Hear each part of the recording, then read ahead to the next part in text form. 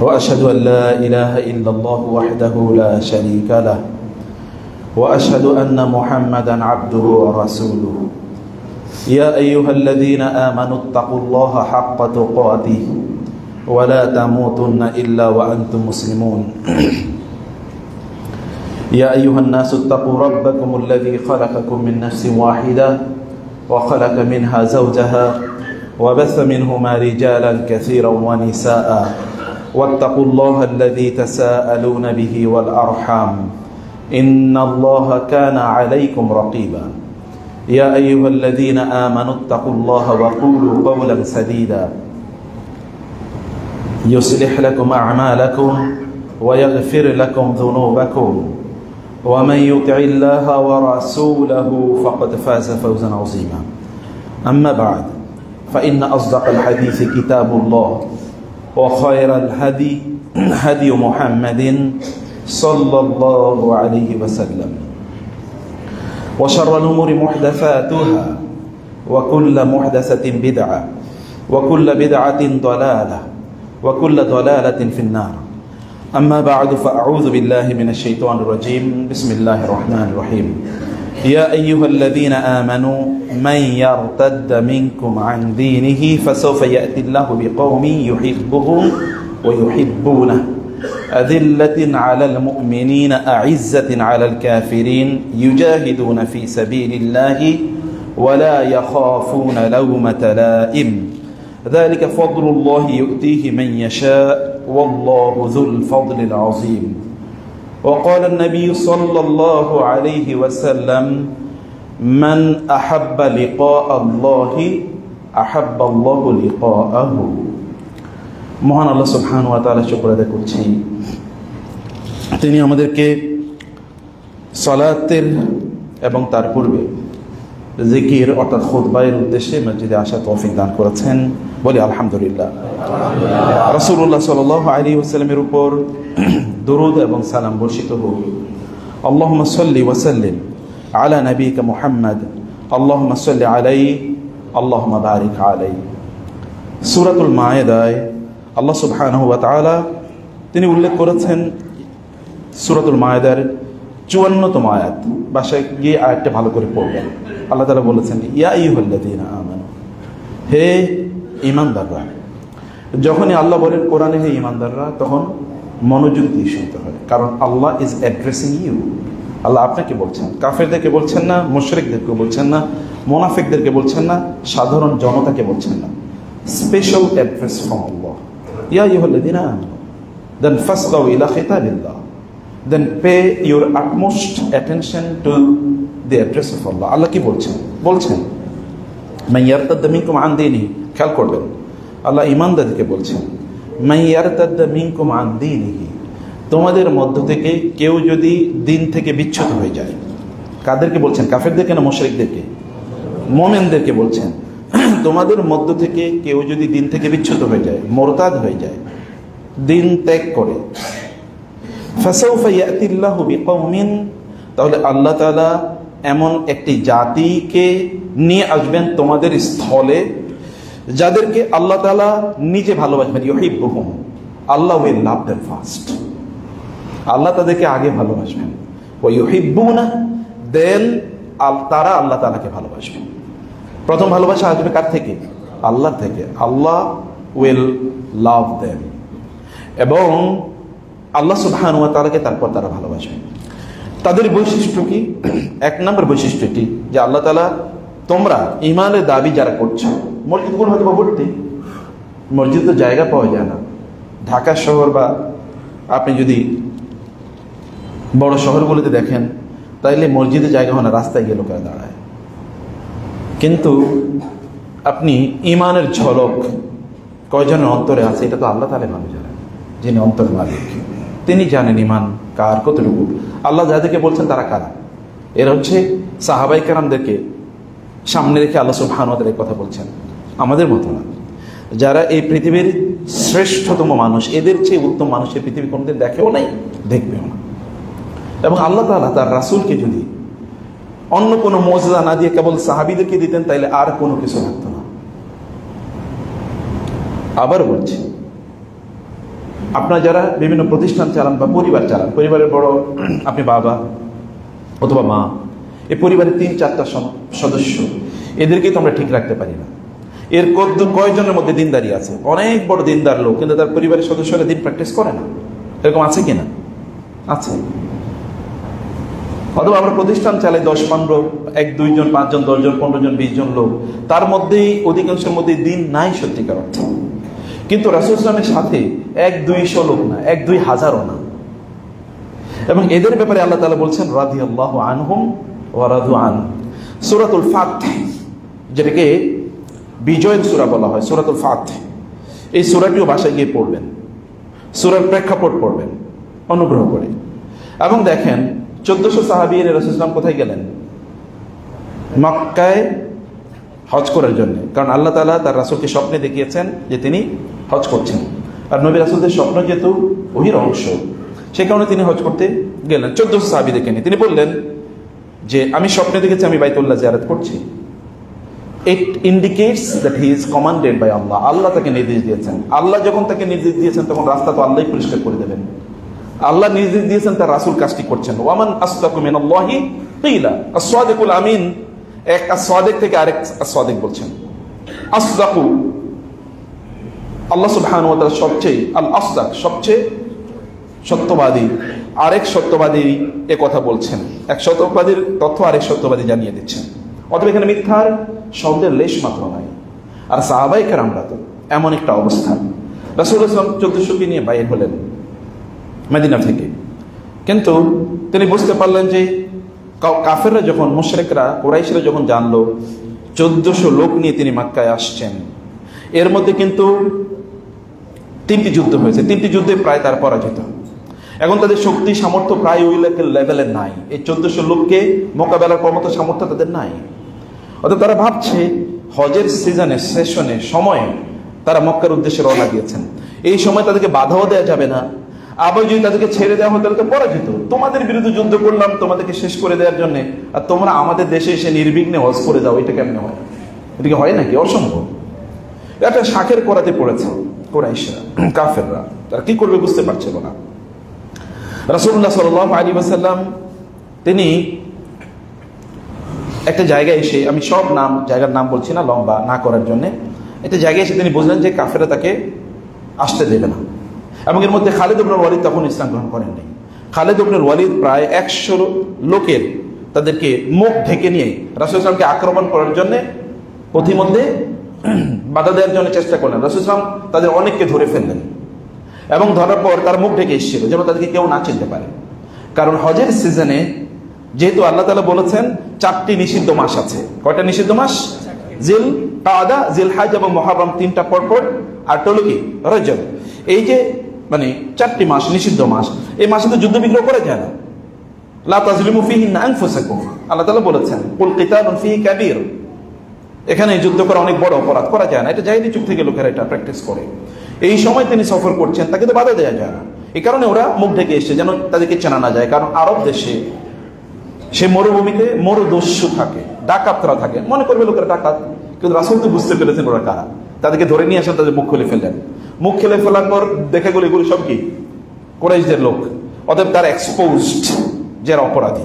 এরা তখন নিন্দিত, লজ্জিত অবস্থায় তারা ফিরে গেল মক্কায়। রাসূল কিচ্ছু বলেনি, তাদেরকে ছেড়ে দিয়েছেন, কিছু বলেন নাই। এটা কিন্তু একটা টার্নিং পয়েন্ট খালিদ ইবনে ওয়ালিদের ইসলাম গ্রহণের জন্য, এটা বিশাল টার্নিং পয়েন্ট। রাসূল বুঝতে পেরেছেন যে না, ওরা তো এমনিতে নির্বিঘ্নে মক্কায় ঢুকতে দেবে না।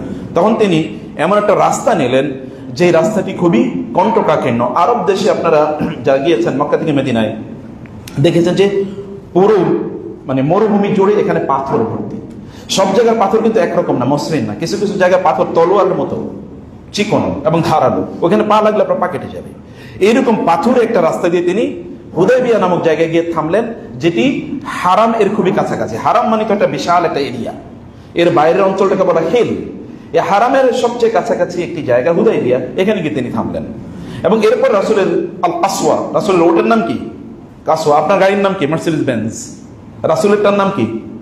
এটা জানেন না, কিছু জানতে হবে তো। এটাই তো রাসূলের প্রতি প্রেম, ভালোবাসা। এশকে রাসূল কি আসলে? একদল লোক এশকে রাসূল বলে তারা লাফায়, আসলে রাসূলের ভালোবাসা বলতে তারা বুঝেই না। You have to know the name of the transport of the prophet Qaswa, এটাকে তিনি প্রচন্ড ভালোবাসতেন। কাসওয়া যায় আর সামনে আগাচ্ছে না। তখন সাহাবাই কেরাম বললো, এটা কি হলো, সামনে যাচ্ছে না কেন? বলে খবরদার, হাবাসাহু মান হাবাসা আল ফিল, ইনি এই কাসওয়াকে তিনি থামিয়ে দিয়েছেন যিনি হাতিকে থামিয়ে দিয়েছিলেন। কোন হাতিকে? হ্যাঁ, ওই যে আসহাবুল ফিল, ওই ফিল কে যিনি থামিয়ে দিয়েছেন তিনি এটাকে থামিয়ে দিয়েছেন। আল্লাহর কসম, আজকে ওরা আমার কাছে যেই মন্দ থেকেই মুক্তি পাওয়ার জন্য প্রস্তাব করে আমি তাই মেনে নেব, যেই অনিষ্ট থেকে, যে খারাপ কি থেকে, ক্ষতি থেকে ওরা মুক্তি চাইবে আমার কাছে, আমি তাই আজকে মেনে নেব। এটা অলরেডি বলে দিলেন। এরপরে তিনি এখানে থামলেন। কাফেররা একজন দুইজন করে লোক পাঠাচ্ছে রাসূলের কাছে যে তিনি যেন এবার মক্কায় প্রবেশ না করে, কারণ যুদ্ধ তো করা যাচ্ছে না, তাকে কোনোভাবে পারসুয়েট করে যদি মক্কায় ফেরত পাঠানো যায়, মদিনায় ফেরত পাঠানো যায়। একজন আসছে, একবার একজন আসছে। তো আমি সব নামও বলছি না, গিন যেমন সর্বশেষ আসলো হুলাইস। হুলাইস হচ্ছে মক্কার বাইরের সবচেয়ে বড় বেদুইন গোত্রের প্রধান তিনি, এবং তিনি ছিলেন আবার একটু মানে তৎকালে হিন্দুদের মধ্যে দিনদার আছে না, ধার্মিক আছে না, খ্রিস্টানদের মধ্যে ধার্মিক আছে না, আছে তো, সব ধার্মিক তো আর মুসলমানদের মধ্যে না, ওদের ধর্মরে তারা খুব ভালোবাসে। যেমন গরুর মুখ খায়, এটা কি এমনি খেতে পারবেন নাকি আপনি?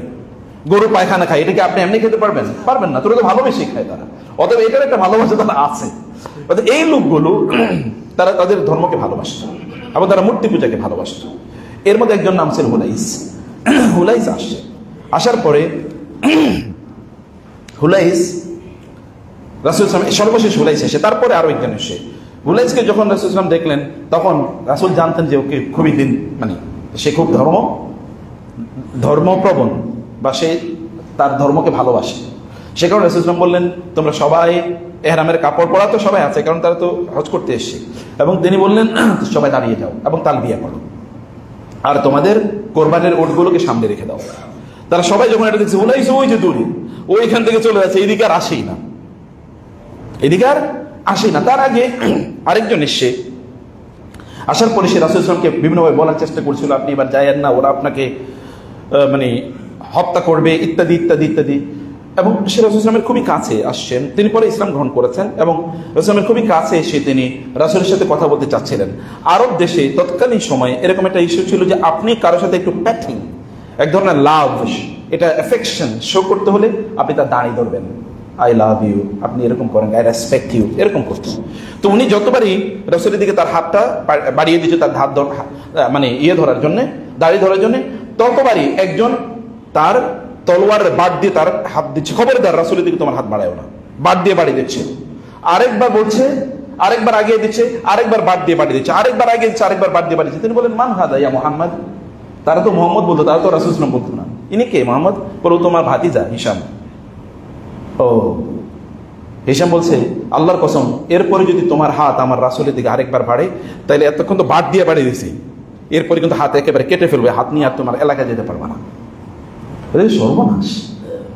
এই তো দেখি ভাতিজা পর্যন্ত আমার সাথে মুহাম্মদের জন্য আচরণ করছে সাল্লাল্লাহু আলাইহি ওয়াসাল্লাম, এখানে কিচ্ছু বলা যাবে না। তিনি চলে গেলেন, গিয়ে কুরাইশদেরকে বললেন, কুরাইশরা শোনো, আমার জীবনে বহু কায়সার, কিসরা, বহু সম্রাটদের এলাকায় গিয়েছি, সম্রাটের সাক্ষাৎ করতে গিয়েছি।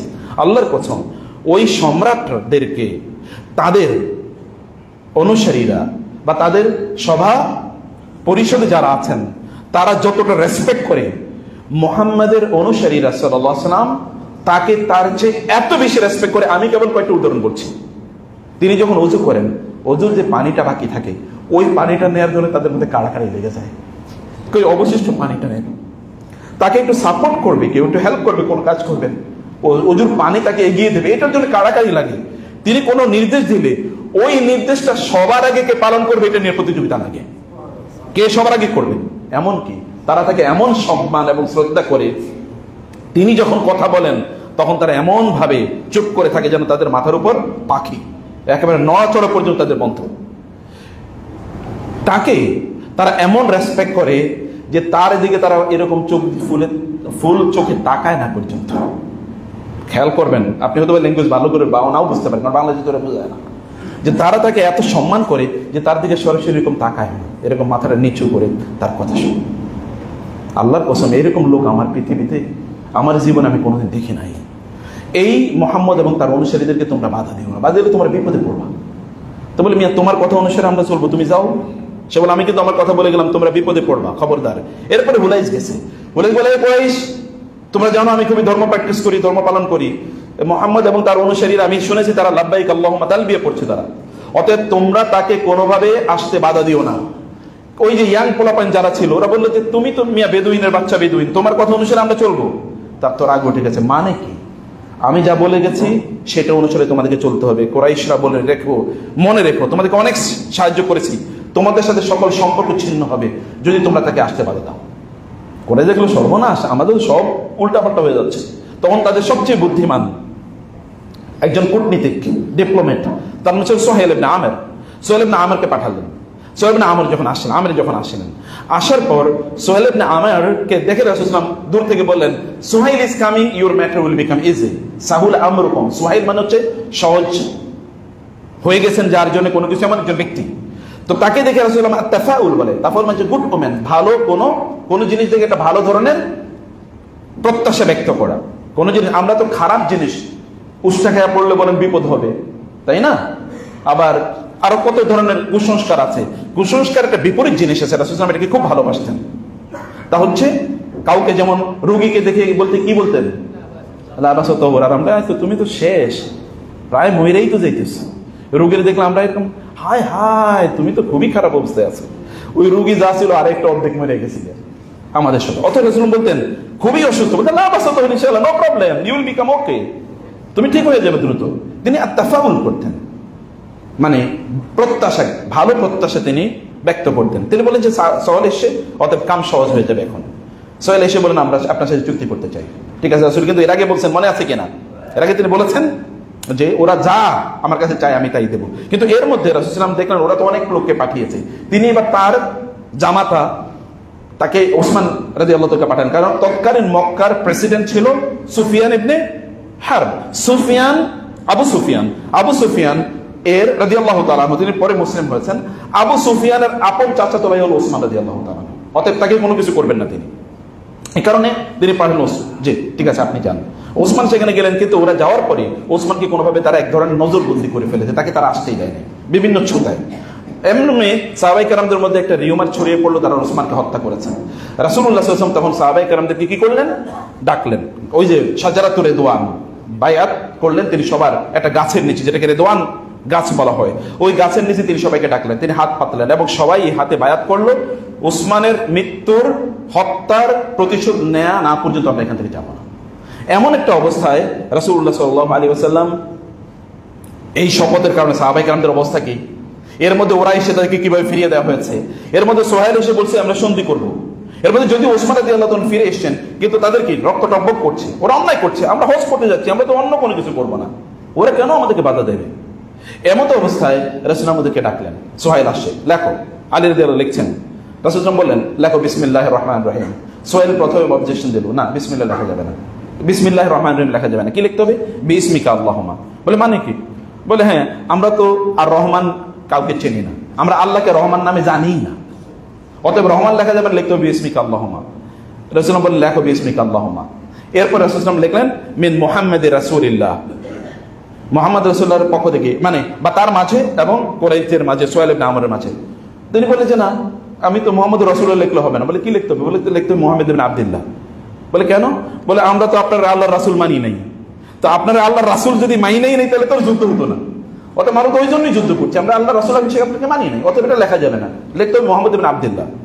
রাসূল আলীকে বললেন লেখো। আলী বলেন না অসম্ভব, আমরাও তো যুদ্ধ করতেছি রাসূলুল্লাহ মানি নাই, ওরা যেরকম রাসূলুল্লাহ মানে না দেখে যুদ্ধ করছে, আমরা তো এটা মেনে যুদ্ধ করেছি, অতএব এটা ছাড় দেওয়া যাবে না। কিন্তু রাসূল বললেন লেখো। তিনি তারপরে লিখলেন, রাসূল কেটে দিয়ে লিখলেন, অথবা আলী লিখলেন। যাই হোক, এরপরে এবার সোহেল বলছে যে এখন থেকে এবার আপনার হজ করতে যেতে পারবেন না। সাহাবায়ে কেরামরা 1400, তার কিন্তু কি খুবই এখন তার খুবই এক্সাইটেড অবস্থায় আছে, এজিটেটেড, রাগান্বিত, ক্রোধান্বিত, এবং তারা যুদ্ধের জন্য প্রস্তুত, কারণ ওরা অন্যায় করছে, সকল অন্যায়, কিন্তু যা বলতে সব ভুল উল্টা। এখন আপনার হজ করতে যেতে পারবেন না মানে কি? সাহাবায়ে কেরাম সেদিকে ঘুরতেছেন, কি হচ্ছে এখানে? এর আগে যা করছে এগুলো তো এমনি তাদের রক্ত টকবক করার মতো। এরপরে কি হলো? তিনি বললেন যে ঠিক আছে যাবো না, কি করতে হবে, আগামী বছর আপনারা আসবেন, তাও 3 দিন থাকতে পারবেন। বলে না সোহেল আমাদেরকে একটু যেতে দাও, আমরা তো যুদ্ধ করতে আসি না। বলে না আর কোনো কথা চলবে না, আমি যা বলছি তাই হবে। রাসূল মেনে নিলেন, লেখো। এর মধ্যে ওমর রাদিয়াল্লাহু তাআলা নামছেন দৌড়ে, ইয়া রাসূলুল্লাহ, এটা কি হচ্ছে? এটা আপনি যেটা করছেন এটা মানে আপনি আল্লাহর নবী না, সত্য নবী না? ইসলাম সত্য ধর্ম না? কোরআন সত্য জীবন ব্যবস্থা না? তাহলে আমরা এইটা কি চুক্তি করছি ওর সাথে? রাসূল বলেন সাবরান সাবরান। তিনি বলেন ধৈর্য ধরো। এর মধ্যে তিনি আবু বকরের কাছে গেলেন। আবু বকরকে গিয়ে তিনি একই কথা বলছেন। আবু বকর বলেন, ইয়া ওমর, রাসূল সাল্লাল্লাহু আলাইহি ওয়াসাল্লাম যা করছেন ধৈর্য ধরো, রাসূলকে তা করতে দাও। এতটুকুই এজিটেশন, কিন্তু এতটুকুই। সাহাবাকে আমরা ঘুরছেন। এর মধ্যেই তারা এবার বলল যে কোনো লোক যদি মক্কা থেকে মদিনায় আসে তাহলে তাকে ফেরত দিতে হবে। মদিনা থেকে কোনো লোক মক্কায় চলে আসলে হিজরত করে, তাহলে তাকে আমরা ফেরত দেব না। এই কথা যখনই বলছি, এর মধ্যেই তার সন্তান, এই সুহাইলের সন্তান, তার দুই সন্তান ছিল, একজনের নাম হলো আব্দুল্লাহ এবং দ্বিতীয় সন্তান, এক সন্তান ইয়ের যুদ্ধে, বদরের যুদ্ধে এই সুহাইলকে বন্দী করেছিল এবং টাইট করে তাকে বেঁধেছিল। বলছেন আমি তোমাকে হত্যা করে ফেলবো। রাসূল বললেন না না, ঠিক আছে। মানে আপন বাবার যুদ্ধের ময়দানে কারা ভালোবাসা কাকে বলে খেয়াল করেন। দ্বিতীয় সন্তান অলরেডি এখানে তাকে মানে দুইজন তাকে ধরে নিয়ে এসছে এবং তিনি চিৎকার করছেন, ইয়া মাশাআল মুমিনিন, ইয়া রাসূলুল্লাহ, ইয়া রাসূল, ওরা আমার হত্যা করে ফেলতো। কারণ ইনিও ইসলাম গ্রহণ করেছেন, সুহাইলের দুই ছেলে ইসলাম গ্রহণ করেছে। এই দ্বিতীয় ছেলের গত 2-3 বছর বেঁধে রেখে কেবল পিঠাইত, তার উপর অত্যাচার করতো, তার শরীর সেরে অত্যাচারে তাগ। তিনি কোনোভাবে যখন শুনেছেন হুদাইবিয়ার কাছে রাসূল চলে এসেছেন, তিনি ওখান থেকে পালিয়ে চলে এসেছেন। এর প্রতিমধ্যে দুইজন তাকে ধরে ফেলেছে, তাদেরকে নিয়ে তিনি টাইনা চলে এসেছেন। যখনই তাকে দেখলো সোহেল বলল, মোহাম্মদ, এই যে আপনার প্রথম পরীক্ষা শুরু হলো, আপনি চুক্তি মানবেন কি মানবেন না? আর সোহেলের ছেলে বলছে, ইয়া রাসূলুল্লাহ, ওরা আমাকে মেরে ফেলবে। রাসূল বললেন সাবরান, ধৈর্য ধারণ করো, আল্লাহ তাআলা তোমাদের জন্য মুক্তির ব্যবস্থা করে রাখবেন, তোমার জন্য, তোমার মাধ্যমে আল্লাহ তাআলা অন্যদের মুক্তির ব্যবস্থা করে দেবেন। আল্লাহ রাসূল সাল্লাল্লাহু আলাইহি ওয়াসাল্লাম এই কথা বলছেন। তিনি বলছেন, ইয়া মাশাআল মুসলিমিন, মুসলমানরা তোমরা খেয়াল করো কি হচ্ছে, আমাকে ওরা মেরে ফেলবে, আমাকে নিয়ে যাচ্ছে, ওরা কিন্তু নিয়ে যাচ্ছে। ওমর রাদিয়াল্লাহু বললেন, আমি তখন তার কাছে একটু গেলাম এবং তার পাশে আমি হাঁটলাম, আমার তলোয়ারটা ওর কাছে নিয়ে বললাম, নাও তোমার তলোয়ারটা নাও, নিয়ে তোমার বাবার হত্যা করে ফেলো। এই কাফেরদের হত্যা করলে তো কোনো সমস্যা নেই, কারণ যুদ্ধ অবস্থায় চলছে, অতএব হত্যা করে ফেলো। কিন্তু আমার তখনই মনে পড়লো আল্লাহ রাসূলের কথা। রাসূল যে বলছেন ধৈর্য ধারণ করো, তার সামনে মুসলমানদের 1400 মুসলমানের সামনে একজন লোকের টেনে নিয়ে যাচ্ছে মুসলমানকে, তার উপর ওরা জুলুম করবে, অত্যাচার করবে, তাকে হত্যা করবে, এরকম একটা অবস্থায় নিয়ে যাচ্ছে। সাহাবায়ে কেরামরা কিন্তু ওইখানে তারা দেখছেন হচ্ছে কি। এরপরে চুক্তি শেষ, সোহেল চলে যাচ্ছে। রাসূল বললেন, তোমরা সবাই, যেহেতু আমরা এবার হজ করতে যেতে পারছি না, অতএব সবাই তোমরা কি করো, তোমাদের পশুগুলো কোরবানি করো। হজের আপনি জানেন কাজগুলো, পশু কোরবানি করতে হবে, তারপরে কি চুল মুন্ডন করতে হবে। তোমরা পশু কোরবানি করো, তারপরে চুল মুন্ডন করো। কিন্তু সাহাবায়ে কেরামরা নির্বিকার, কোনো কথা শুনছে না। সাহাবায়ে কেরামরা কি নির্বিকার, কোনো কথা শুনছেন, মনে হচ্ছে তারা শুনেই না ব্যাপারটা। রাসূল একটু চিন্তিত হলেন। তিনি তার স্ত্রীর ঘরে, উম্মে সালামার ঘরে গেলেন। উম্মে সালামা রাদিয়াল্লাহু তাআলা দেখলেন, কি ব্যাপার রাসূল, আপনাকে একটু মানে মালি আরাকা হাসিনা, আপনাকে একটু চিন্তিত দেখছি। তিনি বলেন, ঘটনা এরকম ঘটে। তিনি বলেন, এটা কোনো টেনশন করে কিছু নাই, আপনি যান, আপনার পশু আগে জবাই করেন, এরপরে মাথা মুন্ডন করেন, তারপরে জবাই হবে, দেখেন কি হয়। তিনি গিয়ে তাই করলেন। সাহাবায়ে কেরাম 1400 সাহাবী, এবার তারা তাদের মাথাও মুন্ডন, তাদের পশুগুলো জবাই করলেন, মাথাও মুন্ডন করলেন তারা। এবং রাসূল এখানে কাজ শেষ, তিনি বলেন, চলো এবার আমরা মদিনার উদ্দেশ্যে রওনা দিই। মদিনার উদ্দেশ্যে রওনা দিয়েছেন। প্রতিমধ্যে নাজিল হয়েছে কোন সূরা? সূরাতুল ফাত। ইন্না ফাতাহনা লাকা ফাতহাম মুবিনা লিয়াগফিরাল্লাহু লাকা মা তাকাদ্দামা মিন যামবিকা ওয়া মা তাআখার ওয়া লিইউতিম্মা নি'মাতাহু আলাইকা ওয়া ইয়াহদিয়াকা সিরাতাম মুস্তাকিমা ওয়া ইয়ানসুরাকাল্লাহু নাসরান আজিজা। এই সূরা নাজিল হয়েছে। আমি ওই আলোচনা করছি, এটা বিস্তর আলোচনা, ভূমিকা এতটুকুই বললাম, এটা কিন্তু কমপক্ষে কয়েক ঘন্টার আলোচনা। আপনি দেখেন তো পৃথিবীতে এমন কোন সম্প্রদায় আপনি খুঁজে পাবেন যেই সম্প্রদায়ের 1400 লোক না, 14 জন লোকই এইরকম একটা সিচুয়েশনে একটা লোক বিদ্রোহ করলো না, একটা লোক বললো না যে আমি আপনার কথা মানি না, চলতে হবে না, স্লোগান দেবে না, মানি না, মানবো না, হতে পারে না কোনোভাবে। একজন ব্যক্তিকে এরকম কথা বলেছে? এর মধ্যে একজন কি মোরতাদ হয়ে গেছে, বলেছে না আল্লাহ রাসূল আমাদেরকে মিথ্যা কথা বলেছেন, তিনি তো বলছেন আমরা হজ করতে আসবো, তাহলে তিনি তো আমাদেরকে কথা ঠিক বলেন নাই, আমরা তো যেতে পারলাম না। একজনও বলেছেন? একজন বলে নাই। এই 1400 লোক, এই যে আপনার সফেদ জামা কাপড় পরা 1400 লোকের মধ্যে কেবল ওমর রাদিয়াল্লাহু তাআলা একবার এসে কেবল এতটুকু বলেন, ইয়া রাসূলুল্লাহ, আপনি কি সত্য নবী নন? এটা কি সত্য না? এটা কি সত্য না? তাহলে এটা কিসের চুক্তি হচ্ছে, কেমন চুক্তি হচ্ছে? এতটুকুই, দ্যাট ওয়াজ দ্যাট। আপনি দেখেন তো কোন একটা দেশে কোন একটা সমাজে, কোন একটা আপনার পরিবারের 3-4 জন লোক আছে, আপনার সন্তান দেখে বলেন, আপনারা একটু বড় হয়ে গেছে, আপনি তাদেরকে ওদের মতের বিরুদ্ধে একটা কথা বলে দেখেন তো চলে কিনা, আপনার কথা অনুসারে চলে কিনা। এই যে সাহাবায়ে কেরামদের তৈরি, এই যে মানুষ তৈরি, এই মানুষগুলো রাসূলুল্লাহ সাল্লাল্লাহু আলাইহি ওয়াসাল্লামের জন্য শ্রেষ্ঠতম মুজিজা। এর উপর আর কোনো মুজিজা হতে পারে না, এতটুকুই তার জন্য যথেষ্ট ছিল। রাসূলুল্লাহ সাল্লাল্লাহু আলাইহি ওয়াসাল্লামকে তারা কেমন ভালোবাসতেন, রাসূলুল্লাহ সাল্লাল্লাহু আলাইহি ওয়াসাল্লামকে তারা কেমন ভাবে শ্রদ্ধা করতেন, রাসূলুল্লাহ সাল্লাল্লাহু আলাইহি ওয়াসাল্লামকে। সম্মানিত ভাইরা, আল্লাহ তাআলা তাদেরকে কথা বলছেন, ইয়া আইয়ুহাল্লাযীনা আমানু মান ইয়ারতাদ্দা মিনকুম আন দীনিহি, তোমাদের মধ্য থেকে কেউ যদি মুরতাদ হয়ে যায়, তাহলে আল্লাহ তাআলা ফাসাউফা ইয়াতিল্লাহু বিকওমিন, আল্লাহ তাআলা এমন একটা জাতির উত্থান ঘটাবেন, ইউহিব্বুহুম ওয়া ইউহিব্বুনা, যারা আল্লাহকে ভালোবাসবে এবং তারা আল্লাহকে ভালোবাসবে। আল্লাহ তাদেরকে ভালোবাসবেন এবং তারা আল্লাহকে ভালোবাসবে। এটা 1 নম্বর তাদের গুণ।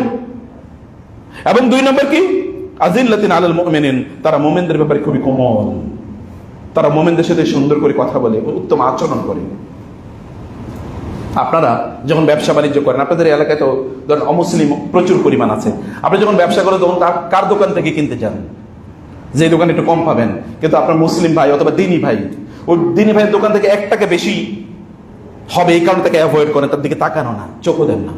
অথচ দিনী ভাইয়ের দোকান থেকে কিনলে আপনার সম্পদগুলো আপনাদের মধ্যেই অবর্তিত হতো, আপনার নিজেরাই সম্পদের মালিক হতেন, আপনার এই ভাই উপকৃত হলে উনি উপকৃত হবেন। কিন্তু আপনি কাকে টাকা দিচ্ছেন, কাকে সম্পদ দিচ্ছেন? গোটা পৃথিবী দিকে তাকান, কোথায় আছে মুসলমানরা?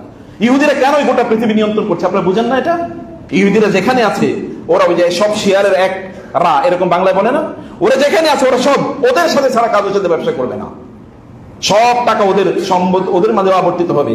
আর আমরা মুসলমানরা একটা গাই গরুর মতো আরেকজনের মানে দহনের কারণ আমরা হয়ে যাচ্ছি।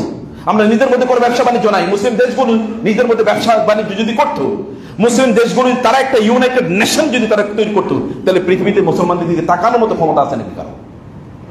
গোটা পৃথিবী বন্ধ হয়ে যেতে পারে। এই যে পাশের একটা দেশ, আরবরা তেল না দিলে ওরা 3 দিন পর ওরা না খেয়ে মারা যাবে, গরুর মুতি খেতে হবে। 3 দিন সর্বোচ্চ চলতে পারে একটা দেশ, তারপরে দেউলে হয়ে যাবে। তারপরে দেখেন এখানে অকাতরে মুসলমান, গত পরশু প্রায় 300-র উপর মুসলমান স্থাপনা তারা ধ্বংস করেছে। সম্মানিত ভাইরা, আজিল্লাতিন আলাল মুমিনিন, মুমিনদেরকে তার পরম ভালোবাসে। আইজ্জাতিন আলাল কাফির, কাফেরদের উপর তার খুবই কঠোর, কাফেরদেরকে তার কোনো ছাড় দেয় না। এবং এটা তাদের 4 নম্বর গুণ। 5 নম্বর তার গুণ কি, তারা হচ্ছে ইউজাহিদুনা ফি সাবিলিল্লাহ, আল্লাহর রাস্তায় যুদ্ধ করে। ওয়ালা ইয়াখাফুনা লাওমাতা লাইম, কে তাদেরকে কি বললো তাতে কিছু যায় আসে না। না আপনি হক বললেন, কারো গায়ে লাগলো এবং সে আপনার গালিগালাজ করলো, তাতে কিছুই যায় আসে না। আল্লাহ সুবহানাহু ওয়া তাআলা কিভাবে নিচ্ছেন জিনিসটি, সেটি হচ্ছে আপনার মাথায় আছে, সেটি আপনি দেখছেন। সম্মানিত ভাইরা, আল্লাহ সুবহানাহু ওয়া তাআলা আপনাকে ভালোবাসেন, এটা যেহেতু কোরআনের প্রথম কথা। আল্লাহ যে আপনাকে ভালোবাসেন, এটার আসলে আপনি কিভাবে বুঝবেন যে আল্লাহ তাআলা আপনাকে ভালোবাসেন কিনা? এটা কিভাবে বুঝবেন? এর মধ্যে 1 নম্বরে আল্লাহ তাআলা আপনাকে ভালোবাসেন, এটা অসম্ভব কোনো কিছু না। আচ্ছা, আপনাকে আল্লাহ ভালোবাসেন, এটাকে আপনি কেমন দেখতে পারেন? আচ্ছা, বাংলাদেশের কোনো খুবই বড় ধনী একজন ব্যক্তি, তিনি বললেন ওই লোকটার আমি ভালোবাসি, টেলিভিশনে বিজ্ঞাপন দিয়ে বললেন, পত্রিকায় বিজ্ঞাপন দিয়ে বললেন, অথবা ধরেন কোন একটা মজলিসে এসে বললেন এই লোকটার আমি ভালোবাসি, কেমন লাগবে বলেন তো?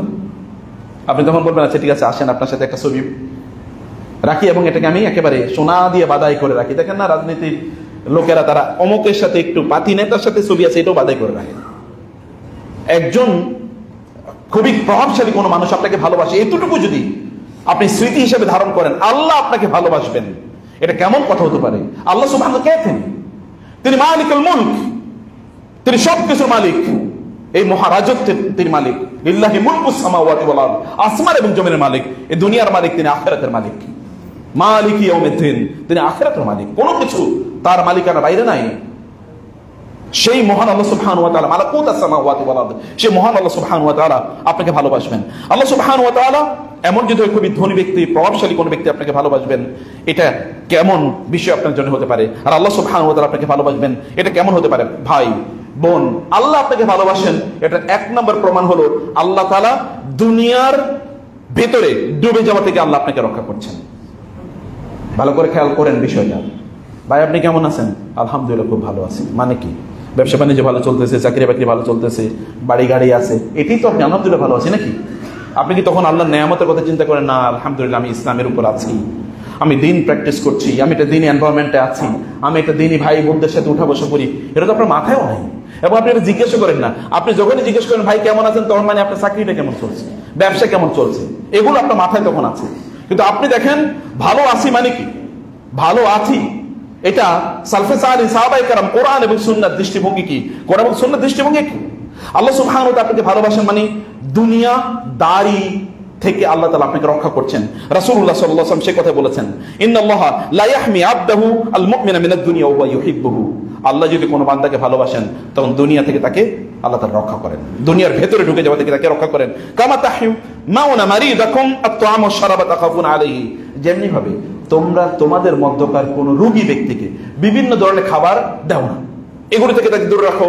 সে যা খাইতে মনে চায়, ডায়াবেটিক্স রোগী প্রচুর পরিমাণ মিষ্টি খাইতে চাইবে, আপনি তাকে মিষ্টি দেবেন না, আপনি তাকে ভালোবাসেন না। ভালোবেসে এটা মানে এটা বললেন না যে তুমি তো আমার প্রচন্ড ঘৃণা করে এই কারণে মিষ্টি দিচ্ছ না।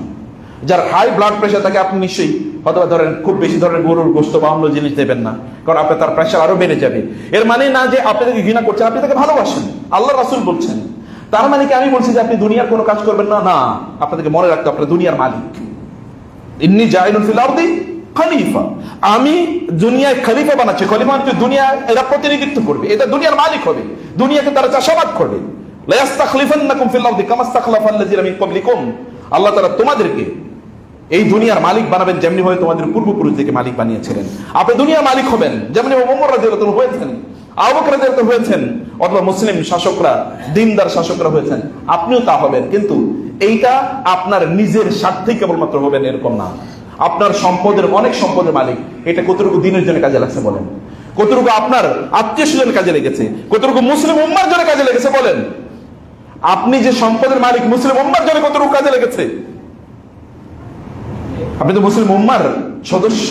মুসলিম উম্মার জন্য কি আপনার কোনো অথবা মুসলিম উম্মার জন্য আপনি আপনার মাথায় কি এটা কোনোদিন আছে যে আমি অনেক টাকা পয়সার মালিক হতে চাই, কারণ আমার অঞ্চলে আমি একটা বড় মসজিদ করতে চাই?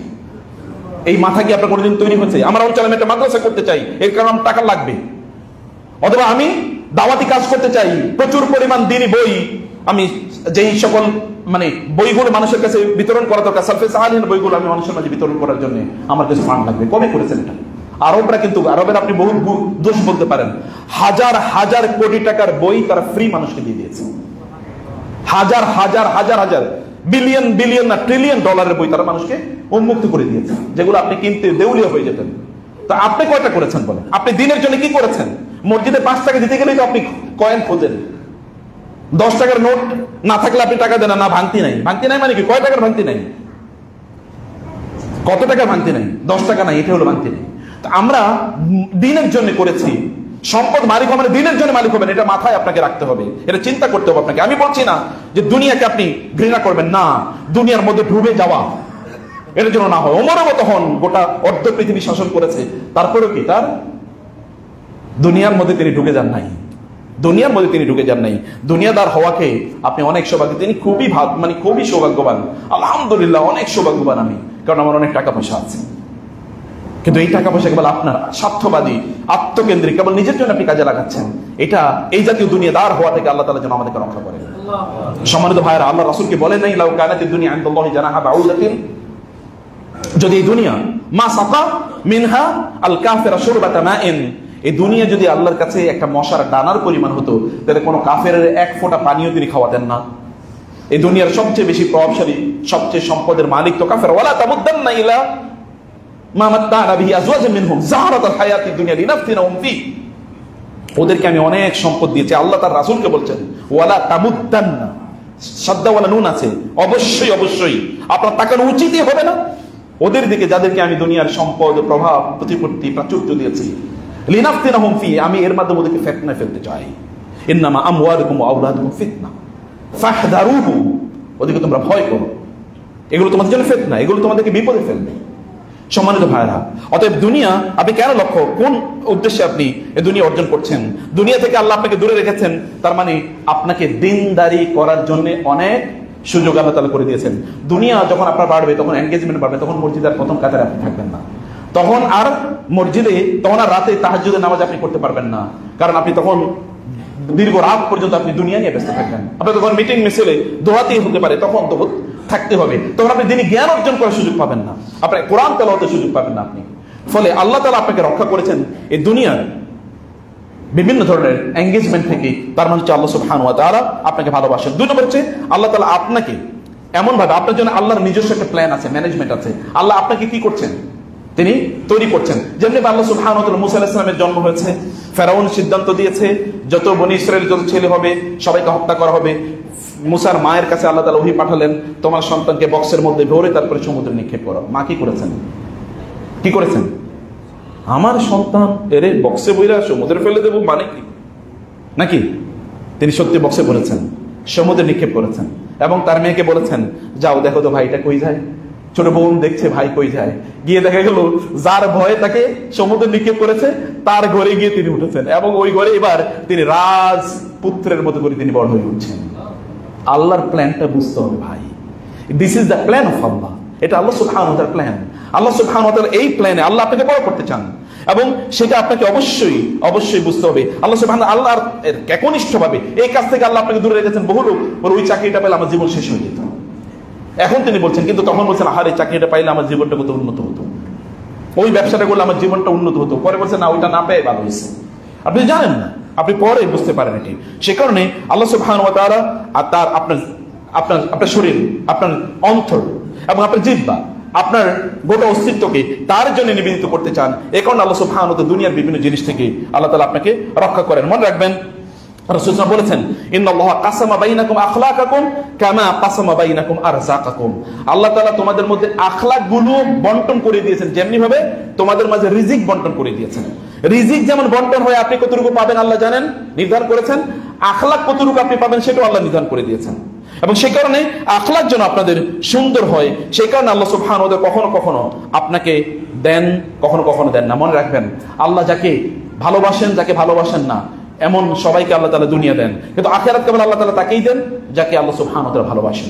আপনার সফলতা আখিরাতের মানদণ্ডে নির্ধারণ করে চিন্তা করুন যে আপনি আখিরাতের মানদণ্ডে কতটুকু সফল, একবার চিন্তা করে দেখুন তো। এবং সত্যিকার অর্থে আখিরাতের কাজ কি? রাসূল বলেছেন, কোন একজন ব্যক্তি সকালবেলা ঘুম থেকে উঠে যদি আখিরাত কেন্দ্রিক চিন্তা করে আল্লাহ তাআলা তার গোটা দিনের মানে ওই দিনের কাজগুলোকে আল্লাহ তাআলা তার জন্য সহজ করে দেন। ঘুম থেকে উঠে আপনার চিন্তা করুন, মোবাইলটা প্রথমেই ধরেন না যে কি নোটিফিকেশন আছে, প্রথমেই সেই তাসবিহ তাহলিল গুলো করুন। আলহামদুলিল্লাহিল্লাযী আহইয়ানা বা'দা মা আমাতানা ওয়া ইলাইহিন নুশুর। আল্লাহুম্মা বিকা আসবাহনা ওয়া বিকা আমসাইনা ওয়া বিকা নাহইয়া ওয়া বিকা নামুতু ওয়া ইলাইকান নুশুর। পড়েন না আসবাহনা আলা ফিতরাতিল ইসলাম ওয়া আলা কালিমাতিল ইখলাস। এগুলো পড়তে হয়। রাসূল ঘুম থেকে উঠে কি পড়েছেন সেটা জানেন। সকালবেলা কিভাবে আল্লাহকে দিয়ে সকাল শুরু করুন। If you can start your day with the name of Allah, তাহলে whole day will become easy for you. দিনটা যদি আল্লাহর নামে আপনি শুরু করতে পারেন তাহলে বুঝবেন আল্লাহ আপনাকে আজকের দিনের জন্য ভালোবাসতেছেন। যদি আল্লাহর নামে আপনি শুরু করতে পারেন, কোন মানুষকে আল্লাহ ভালোবাসেন মানে হচ্ছে তার অন্তরে আল্লাহ তাআলা রিফক তৈরি করে দিয়েছেন। রিফক মানে হচ্ছে অন্যের প্রতি কি অনুগ্রহ এবং কোমলতা।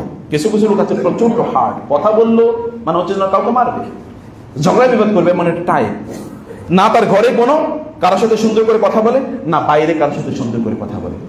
প্রিয় ভাই, সফটনেস এটা আল্লাহ সুবহানাহু ওয়া তাআলা যে আপনাকে ভালোবাসেন তার একটা প্রমাণ। এই যে এর আগে আমি বললাম ঈমানদারদের বৈশিষ্ট্য হচ্ছে কি আজিল্লাতিন আলাল মুমিনিন, মুমিনদের প্রতি তার খুবই অনুগ্রহশীল। আমি কেবল একটা एग्जांपल বলছি যে আপনি যখন কেনেন তখন মুসলমানের কাছ থেকে কিনেন। কাফেরের কেন মানে ওকে তো আপনি সাহায্য করলেন, ও কি করবে এই টাকা দিয়ে? ও তো মূর্তি পূজা করবে অথবা ও মুসলমানদেরকে মারার জন্য অস্ত্র তৈরি করবে, আর আপনি তারই টাকা দিচ্ছেন। ওর সাথে ব্যবসা না করে কি আল্লাহর সাথে ব্যবসা করতে পারেন না?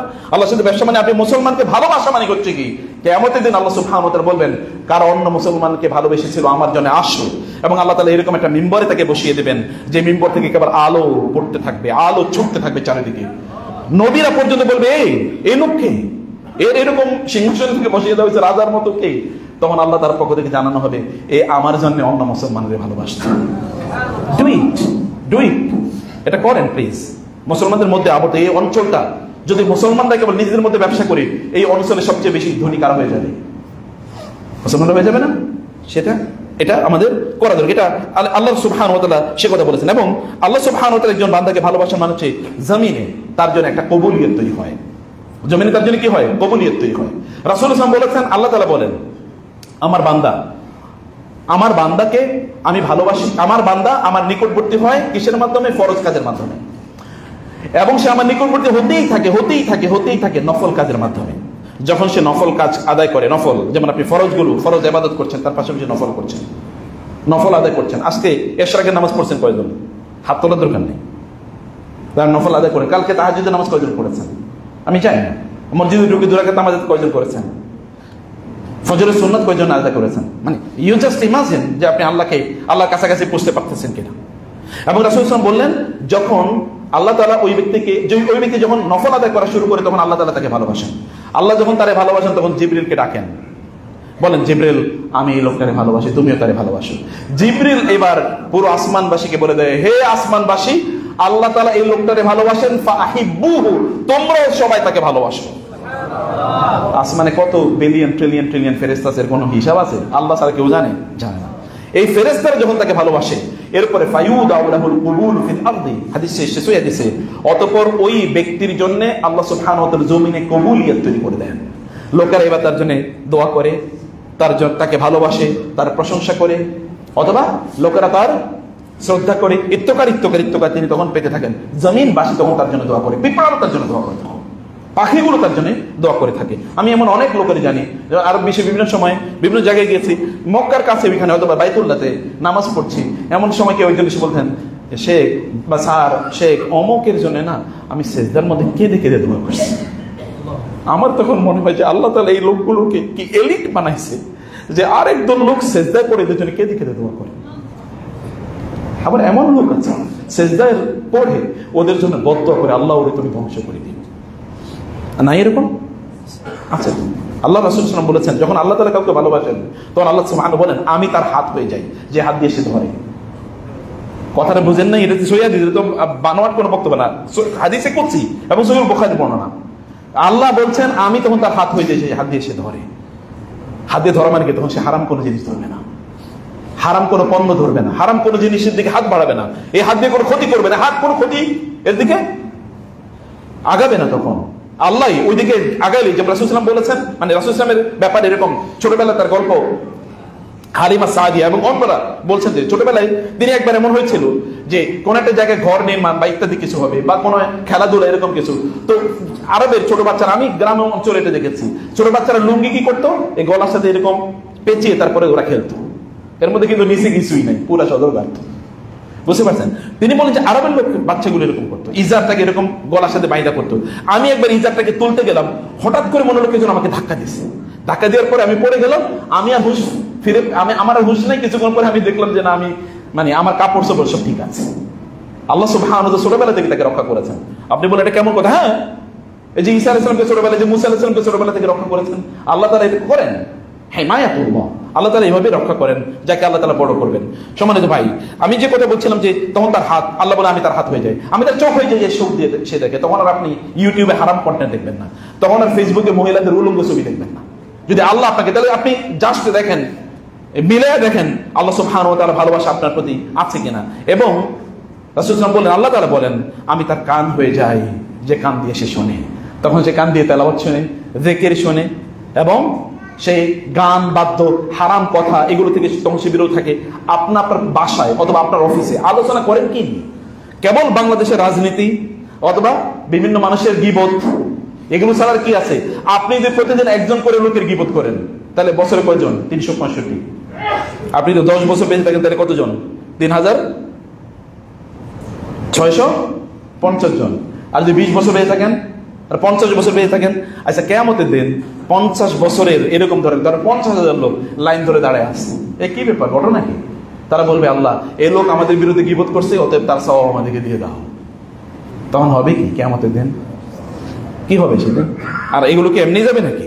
নো, এমনি যাবে না, এমনি যাবে না। এটার জন্য অবশ্যই আপনাকে, অতএব আল্লাহ স্যার বলছেন আমি তার কান রক্ষা করি। কোথাও যদি আপনি গীবত শোনেন, সেখান থেকে উঠে যেতে হবে আপনাকে। আল্লাহ সুবহানাহু ওয়া তাআলা বলেছেন, যখন তোমরা শুনবে তখন তোমরা সেখানে কি করবে?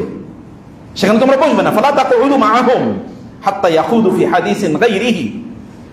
রাসূলুল্লাহ এই কথা বলেন নাই যে ইসলামের সৌন্দর্য হচ্ছে অপ্রয়োজনীয় কথা এবং কাজ থেকে দূরে থাকা? কেন আপনি সেটা করবেন? আপনাকে আল্লাহ রাসূল বলেছেন, আল্লাহ তাআলা বলেন, আমি তার জিহ্বা হয়ে যাই, তার মুখ হয়ে যায়, যে মুখ দিয়ে সে কথা বলে। আল্লাহ আপনার জিহ্বা কি আছে বলেন? আপনি জিহ্বা দিয়ে আজকে কয়বার আল্লাহ জিকির করেছেন? জিহ্বার কি হিসাব হবে না? কথার কি হিসাব হবে না? মা ইয়ালফিযু মিন কাউলিন ইল্লা লাদাইহি রাকিবুন আতীদ। প্রত্যেকটা বর্ণ, প্রত্যেকটা শব্দ কি ফেরেশতারা লিখে রাখেন না? রাসূল সাল্লাল্লাহু আলাইহি ওয়াসাল্লাম কি বলেন না সহিহ বুখারী হাদিস, যে কোন বান্দা কোন একটা কথা বলে, এই কথাতে আল্লাহ এত অসন্তুষ্ট হন যে জাহান্নামের এত দূরে ওই কথার কারণে তাকে নিক্ষেপ করেন, যতটা দূরত্ব আছে আসমান এবং জমিনের মাঝে। এবং এরপরে ও কি আমল করে আল্লাহ তাকান না, আল্লাহ তাকান না। আপনি কি কথা বলছেন, কথা ইম্পর্টেন্ট। আপনাকে বুঝে এবার আপনার জিহ্বা দিয়ে কি বের হয়। রাসূল সাল্লাল্লাহু আলাইহি ওয়াসাল্লাম সারাদিন তিনি জিকির করতেন, এমনকি তিনি ঘুমিয়ে থাকার সময় জিকির করতেন। আপনারা কি করেন বলেন তো ঘুমানোর সময়? অধিকাংশ লোকই তো মোবাইল টিপাইতে ঘুমায় নাকি? এটা কি ভুল নাকি শুদ্ধ কথা? সহি কথা তো। কোরআন হাদিসের মানে জায়গায় আপনি নাই। রাসূল সাল্লাল্লাহু আলাইহি ওয়াসাল্লাম ঘুমানোর সময় তিনি কি করতেন বলেন তো? তিনি জিকির করতেন। তিনি কি 100 আয়াত কোরআন তেলাওয়াত না করে কোনোদিন ঘুমাইছেন? তিনি সূরাতুল মুলক না পড়ে ঘুমাইছেন? তিনি সূরাতুল সাজদা না পড়ে ঘুমিয়েছেন? ঘুমান নাই তো। তিনি সুবহানাল্লাহ আলহামদুলিল্লাহ আল্লাহু আকবার 100 বার না পড়ে ঘুমিয়েছেন? তিনি আয়াতুল কুরসি না পড়ে ঘুমিয়েছেন? তিনি সূরাতুল বাকারার শেষের 2 আয়াত না পড়ে ঘুমিয়েছেন কখনো? Never it happened. যুদ্ধের ময়দানে তিনি আল্লাহ জিকির করেছেন, যুদ্ধের ময়দানে তিনি আল্লাহ জিকির করেছেন।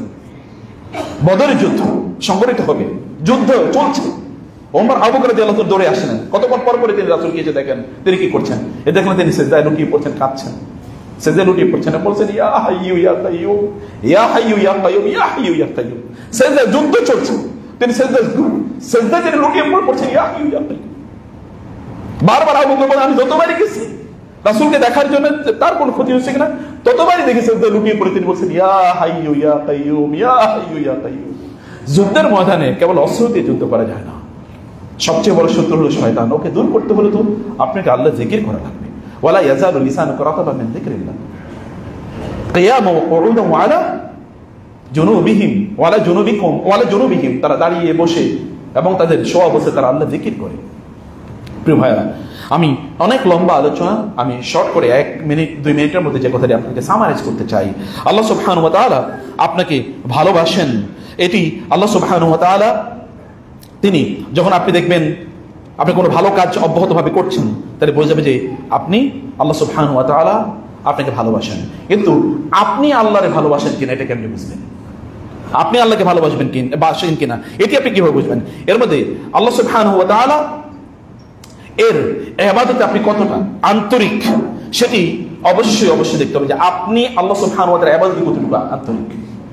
আপনি যেমন নামাজ কতটুকু সময় জুড়ে আপনি পড়েন বলেন তো? কতটুকু সময় জুড়ে আপনি নামাজ আদায় করেন? এক ইমাম সাহেব মাগরিবের নামাজে পড়ছে হলো মানে ফজর নামাজে পড়ছে সূরাতুল বাকারা। কি পড়ছে? সূরাতুল বাকারা। আর বাকারা সূরা কি ছোটটা বড়? বড়। ফজরের নামাজে ছোট সূরা পড়ে না বড় সূরা পড়ে? বড় সূরা পড়ে।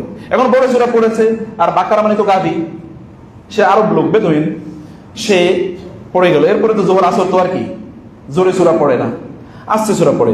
মাগরিবের নামাজে তখন ওই ইমাম সাহেব পড়া শুরু করলো আলাম তারা কাইফা ফাআলা রাব্বুকা বিআসহাবিল ফিল।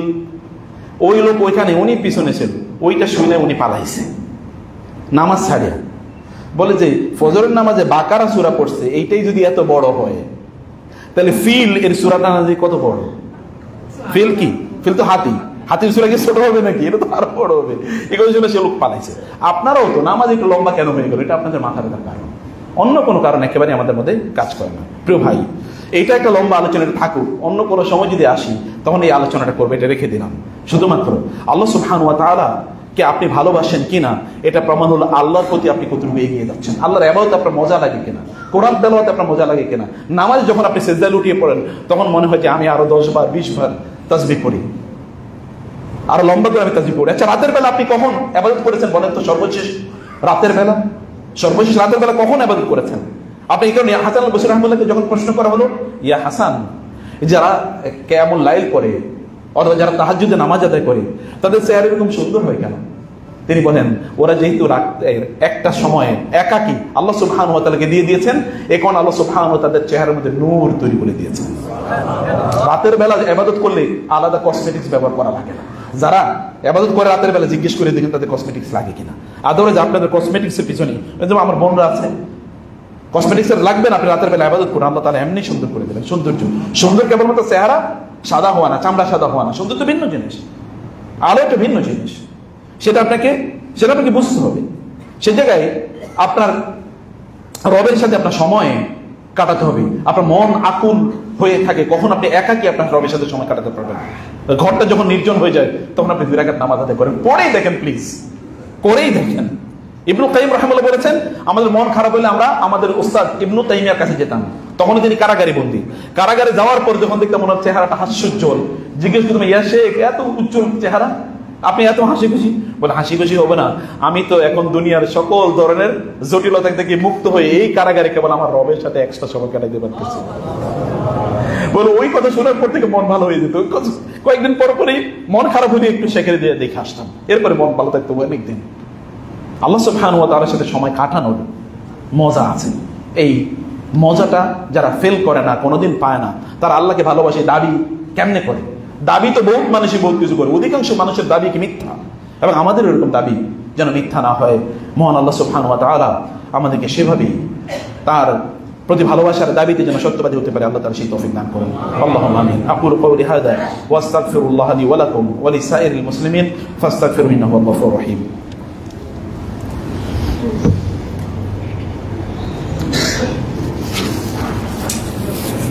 إن الحمد لله والصلاة والسلام على رسول الله وعلى آله وصحبه ومن والاه ما بعد.